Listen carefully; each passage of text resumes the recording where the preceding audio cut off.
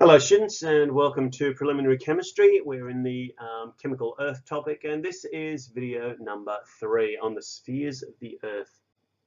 We've started to have a look at different types of substances, particularly elements, compounds and mixtures, and in this particular video we're going to have a look at how those mixtures are distributed around the earth, and also which of the specific spheres have which of those elements, compounds or mixtures dominating them. I guess the first thing to be aware of is that each of these spheres is a mixture itself, and it contains both elements and compounds.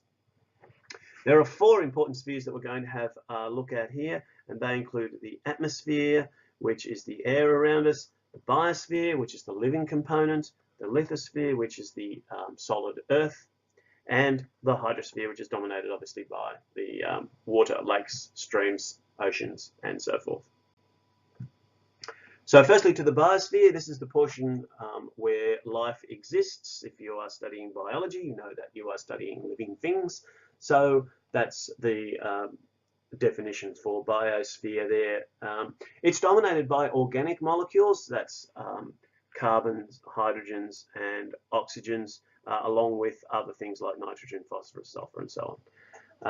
And this includes very important molecules such as carbohydrate molecules, proteins, fats, nucleic acids. These dominate the biosphere, and so does water. Most living things are very large.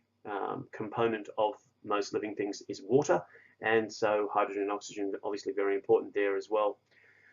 Most living organisms also need a supply of particular types of minerals, including things like sodium, Na, potassium, K, iron, Fe, and chlorine. And these ions are very important. We'll actually indicate them as ions, pluses, minuses, and 2 or 3 plus for our iron. So these are the ones that dominate the biosphere. In the lithosphere, we're looking at the solid rock, the material that sits on the upper surface of the earth. So that includes the crust, which is relatively thin compared to the rest of the earth, and also the upper part of the mantle, which is also solid.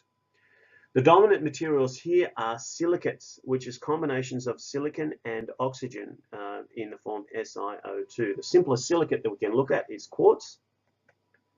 And if you go down to the beach, you'll see heaps and heaps of quartz. So that's probably the simplest type of network structure, a silicate.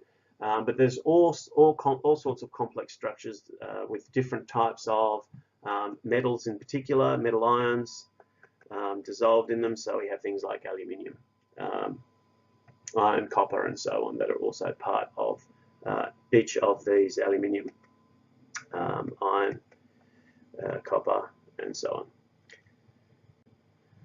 The hydrosphere is the watery section. Now, this includes the salty oceans. So we've got sodium ions, we've got chloride ions in the oceans, we've got carbonate ions in the oceans, we've also got calcium ions in the oceans. But obviously that's dominated by water. Again, we're talking about mixtures and their relative proportions.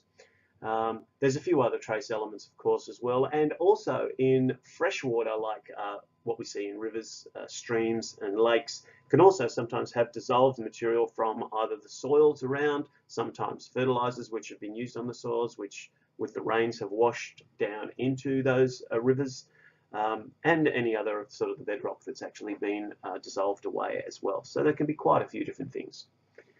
In addition, water can hold a certain amount of dissolved oxygen, so that's O2, and carbon dioxide, CO2,